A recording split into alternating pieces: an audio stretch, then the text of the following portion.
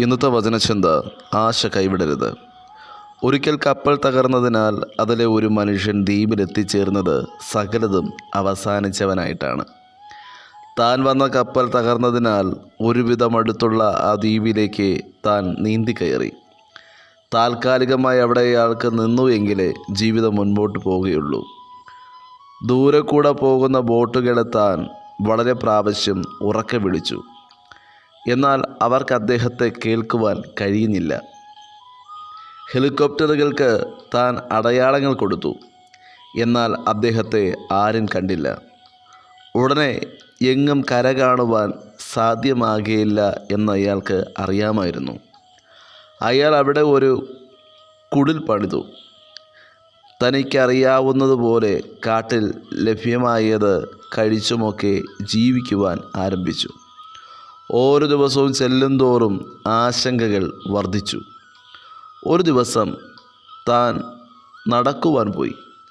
മടങ്ങി വന്നപ്പോൾ താൻ കണ്ട കാഴ്ച തന്നെ ഞെട്ടിപ്പിക്കുന്നതായിരുന്നു.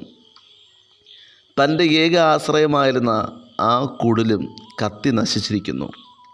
താൻ ദൈവത്തോട് നിലവിളിച്ചു കരയുവാൻ തുടങ്ങി. തൻ്റെ യാത്രയിൽ തൻ്റെ ബോട്ട് തകർന്നു. ഇപ്പോൾ ഈ ഭൂമിയിലെ അവസാന ആശ്രയമായിരുന്നു തൻ്റെ കുടിലും അത് കത്തി അമർന്നിരിക്കുന്നു. അദ്ദേഹം നിലവിളിച്ചു കൊണ്ടിരിക്കുമ്പോൾ ആ ദ്വീപിലേക്ക് ഒരു ബോട്ട് അടുത്തു വരുന്നു.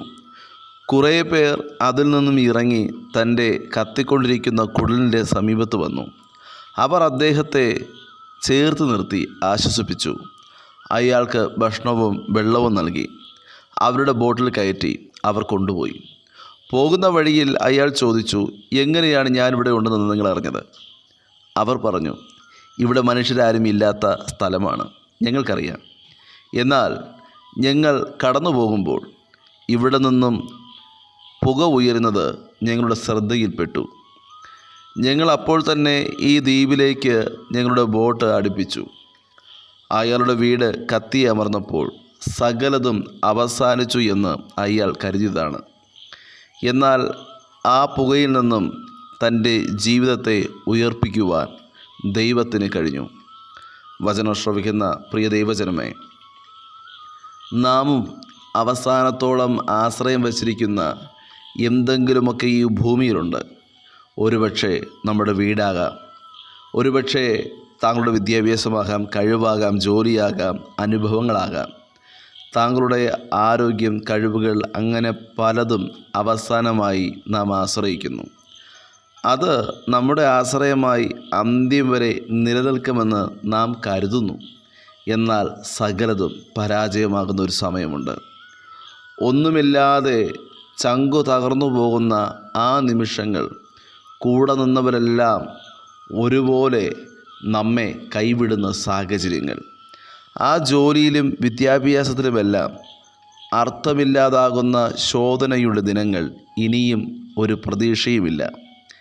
ഈ ജീവിതം അവസാനിച്ചു എന്ന് കരുതുന്ന ആ വേളകളിൽ, എന്നാൽ അതും കൂടെ നാം വിട്ടുകൊടുക്കുമ്പോൾ, അതും കത്തി അമരുവാൻ നാം അനുവദിക്കുമ്പോൾ, ആ ചാരത്തിൽ നിന്നും ദൈവം നമ്മെ ഉയർപ്പിക്കുവാനിടയാകും. ആകയാൽ ആശ കൈവിടരുത്. എന്തു പ്രതികൂലം വന്നാലും ജീവിതം അവസാനിച്ചു എന്ന് കരുതരുത്. ദൈവത്തിൽ ആശ്രയിക്കുക. നമ്മെ തന്നെ സ്വയം ത്യജിക്കുവാനും ക്രൂശ് വഹിക്കുവാനും നമുക്ക് ലഭ്യമാകുന്ന അവസരങ്ങളായി നാം അതിനെ കാണണം. കത്തി അമരുന്നതെല്ലാം നാശത്തിലല്ല, പക്ഷേ ഒരു ഉയർപ്പിന് വേണ്ടിയുള്ള ദൈവിക പദ്ധതിയും നിയോഗവുമാണത്.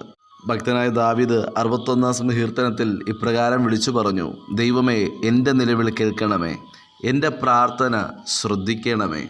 എൻ്റെ ഹൃദയം ക്ഷീണിക്കുമ്പോൾ ഞാൻ ഭൂമിയുടെ അറ്റത്ത് നിന്ന് നിന്നെ വിളിച്ചപേക്ഷിക്കും. എനിക്ക് അത്യുന്നതമായ പാറയിലേക്ക് എന്നെ നടത്തണമേ. നീ എനിക്കൊരു സങ്കേതവും ശത്രുവിൻ്റെ നേരെ ഉറപ്പുള്ള ഗോപുരവും ആയിരിക്കുന്നുവല്ലോ. ഞാൻ നിൻ്റെ കൂടാരത്തിൽ എന്നേക്കും വസിക്കും. നിൻ്റെ ചിറകിൻ മറവിൽ ഞാൻ ശരണം പ്രാപിക്കും. 23-ാം സങ്കീർത്തന പുസ്തകം 4-ാമത്തെ വാക്യത്തിൽ ഭക്തനായ ദാവീദ് വിളിച്ചു പറയുന്നു, കൂരിരുൾ താഴ്വരയിൽ കൂടെ നടന്നാലും ഞാൻ ഒരനർത്ഥവും ഭയപ്പെടുകയില്ല. നീ എന്നോടുകൂടെ ഇരിക്കുന്നുവല്ലോ. നിൻ്റെ വടിയും കോലും എന്നെ ആശ്വസിപ്പിക്കുന്നു. വചനം ശ്രവിക്കുന്ന പ്രിയ ദൈവജനമേ, ഈ നാളുകളിൽ ഏത് മേഖലകളിലും നമ്മെ കാണുന്ന, നമുക്ക് വേണ്ടി പുതുവഴികൾ തുറക്കുന്ന കർത്താവ് കൂടെയുണ്ട്. ആകയാൽ പ്രതീക്ഷകൾ അസ്തമിക്കുമ്പോൾ ആശ കൈവിടാതെ ആശയോടുകൂടി വിശ്വസിക്കുക. എബ്രായർക്കെഴുതിയ ലേഖനം 11-ാം അധ്യായത്തിൽ അപ്പോസ്തലനായ പൗലോസ് വിളിച്ചു പറയുന്നു, വിശ്വാസം എന്നതോ ആശിക്കുന്നതിൻ്റെ ഉറപ്പും കാണാത്ത കാര്യങ്ങളുടെ നിശ്ചയമാകുന്നുവെന്ന്. ഈ നാളുകളിൽ ആശയോടുകൂടെ വിശ്വസിക്കുവാൻ. ജീവിതത്തിൽ എന്തൊക്കെ പ്രതികൂലങ്ങൾ കടന്നു വന്നാലും, കൺമുമ്പിൽ സകലം നഷ്ടപ്പെട്ടു പോയാലും, കത്തിയമർന്നാലും സകലത്തെ മടക്കി നൽകുന്ന കർത്താവ് കൂടെയുള്ളതിനാൽ കർത്താവിൽ ആശ്രയിച്ച ആശയോടുകൂടെ വിശ്വാസത്തോടുകൂടെ മുന്നോട്ട് ചലിപ്പാൻ വചനം ശ്രവിക്കുന്ന ഏവർക്കും കൃപയും അധികാരവും നൽകുമാറാകട്ടെ. God bless you.